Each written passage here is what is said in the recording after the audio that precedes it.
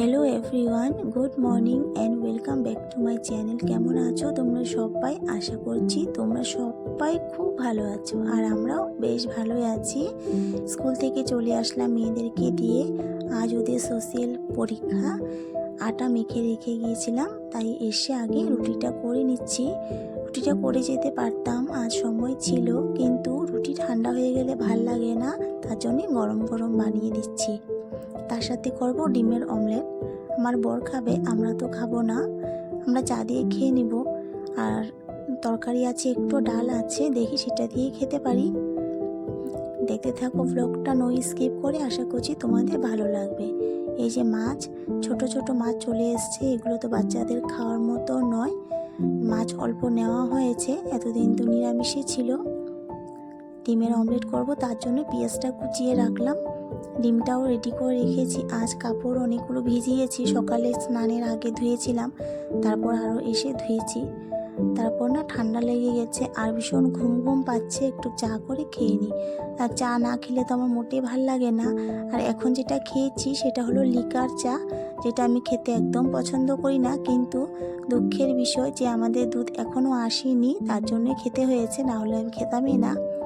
তো যাই হোক, আমি চাটা খেয়ে চলে এসেছি, একটু ঘরটা গুছিয়ে নিই। আজ 3-4 দিন হয়ে গেল কিছুই করতে পারছিলাম না, এখন করে নেব। একটু বিছানা ঝাড়বো, বিছানাগুলো ঝেড়ে দিব, বেডশিট চেঞ্জ করব, সোফার কভারটা ঝেড়ে টেড়ে আবার পেতে দিব, অন্য একদিন কেচে ধুয়ে দিব।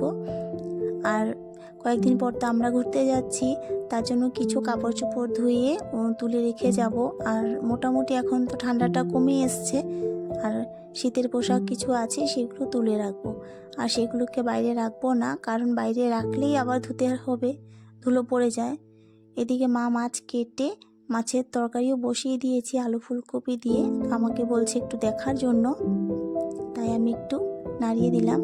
এখন ডাল বসাবো, মুসুরের ডাল। ডাল ছাড়া তো একদমই চলে না আমাদের, ডাল কম্পালসারি। আর এদিকে লাউর খোসা আর গাজর কুচিয়ে রেখেছে, সেটাই ভাজা করব। আর আর ভাত করব, আর একটু স্যালাড করব বিট আর গাজর দিয়ে, টমেটো দিব না।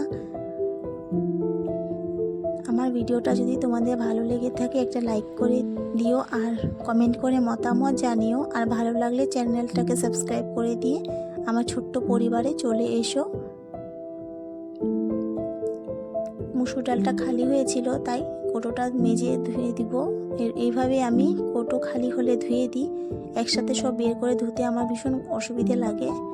যেটাই যখন খালি হয় সেটা আমি সঙ্গে সঙ্গে ধুয়ে আবার নতুন করে কিছু ভরিয়ে রাখি। গাজর আর বিটটা কুড়িয়ে নিচ্ছি, কারণ সময় তো বসে নেই, চলে যাচ্ছে। মেয়েরাও চলে আসবে একটু পর, 12টার মধ্যে ছুটি, 3 ঘন্টার পরীক্ষা আজ, তার জন্য একটু তাড়াহুড়ো করছিলাম। আর এখন না সংসারের কাজগুলো একটু কম কম করে করছি। কম বলতে কাজ তো আর কম হয় না, কিন্তু মানে কিছু বাড়তি কাজ আছে না, সেগুলো একটু কমিয়ে করার চেষ্টা করছি, কারণ মেয়েদেরকে একটু সময় দিতে হয়, পরীক্ষা চলছে। আর আমি যদি সব কাজ নিয়ে বসে পড়ি প্রতিদিনের মতো, আগেকার মতো, তাহলে আর হবে না, কারণ আমিও কাজ করতে করতে হাঁপিয়ে পড়বো, মেয়েদেরকে সময় দিতে পারবো না, ওরা ঘুমাবেও না, দুপুরে না ঘুমালে রাতে পড়তে পারবে না। আর বাচ্চাদের কয়েকদিন থেকে ভীষণ পড়াশোনার চাপ।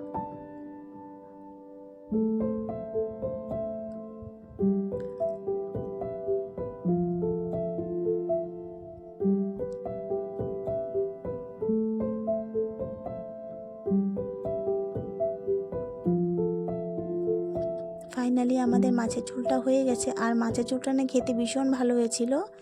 আর তাজা মাছ তো, ব্রহ্মপুত্রের মাছ, আর আমরা সবসময় টাটকা মাছ খেয়ে থাকি, তোমরা জানোই যারা আমার ব্লগ দেখো। আর ভীষণ ভালো লেগেছিলো, ঝোলটা ভালো হয়েছিল খেতে। আর সবসময় না আমাদের এখানে এই ধরনের মাছটাই বেশি পাওয়া যায়, অন্যান্য মাছ বলতে একটু কমই পাওয়া যায় না বলতে পারো। আর এই ধরনের মাছগুলো বেশি পাওয়া যায়, হয়তো ব্রহ্মপুত্র না হলে কলং নদীর নিয়ে আসে। আর এদিকে আমি ডাল ফোড়ন দিয়ে দিব, একটু পেঁয়াজ দিয়ে দিব আজ।